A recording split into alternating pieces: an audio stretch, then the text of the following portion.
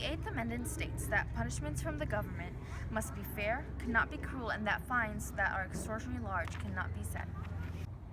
In 2002, President George Bush made the naval station at Cuba a prison for suspects and criminals, instead of a coaling mine. However, claims have been stated that the prisoners had been subject to being kept from sleep, claimed in stressful positions, and being exposed to cold temperatures. The U.S. Supreme Court later sent a series of rulings in an effort to block Bush's efforts to try prisoners at the base.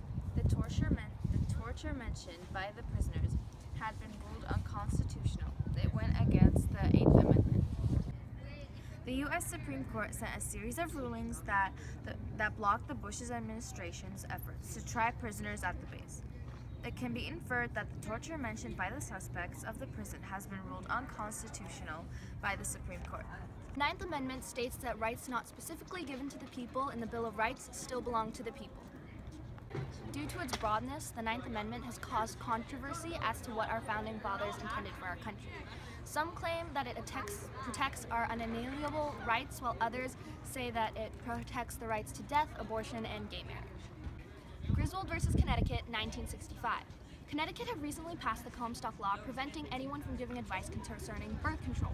Griswold and her colleague were found guilty of providing medical advice concerning birth control to married couples. The Supreme Court ruled that although the Constitution does not specifically protect the right to privacy in marital relations, the Ninth Amendment, along with several others, protected said right. The 10th Amendment states that any rules that are not specifically listed in the Constitution are given to the states to judge and determine, or given to the people to judge or determine.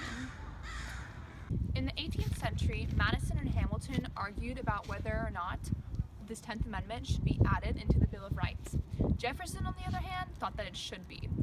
He disagreed with Madison and Hamilton, who thought that it was redundant. He thought that it wasn't redundant. He thought that it was extremely necessary for people to understand that the states had power where it wasn't listed in the Constitution. So in the end, Madison and Hamilton kind of let go of their belief, and Jefferson included it into the Bill of Rights. And from what we see now, it was included into the Bill of Rights unchanged. 1803. The case Marbury versus Madison. Marbury, a justice of peace, was promised a commission. At that time, the presidency changed, and James Madison became the new president. But James Madison saw that commission and decided that the justices shouldn't be getting that commission. Marbury took this case to the Supreme Court right away, and he said that he should have gotten this commission. He was promised it from the previous president. Why isn't he being given this commission now? And the Supreme Court decreed that yes, it's definitely unfair, but then they also brought up the point that the 10th Amendment states that whatever isn't in the Constitution is given to the states. This case should have been handled at the state level and then the Supreme Court. He has to go to the states first. And so, in the end, the Supreme Court still accepted and told them that, hey, we'll figure it out, but in the future, the people have to go to their state courts first rather than to the Supreme Court.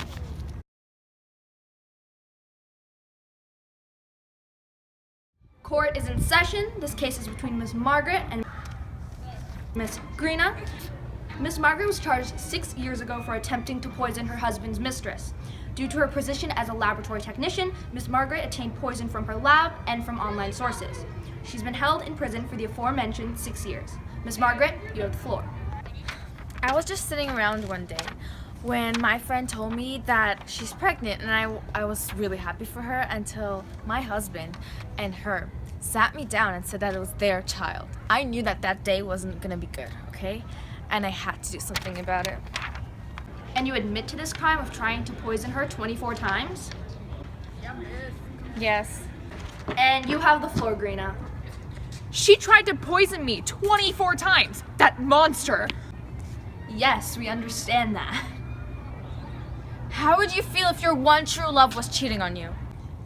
He never loved you. I was doing you a favor. Order in the court. Miss Margaret, how long were you imprisoned and under which prison? 6 years under national prison. The 10th Amendment states that if something isn't in the Constitution, it's up to the states to decide. If the states had taken you, Miss Margaret, then you would have had a smaller sentence, 2 years at most. You are now free to go. What? She attempted murder. She should be sentenced for life. I hope that both of you will ensure that this never happens again in the future.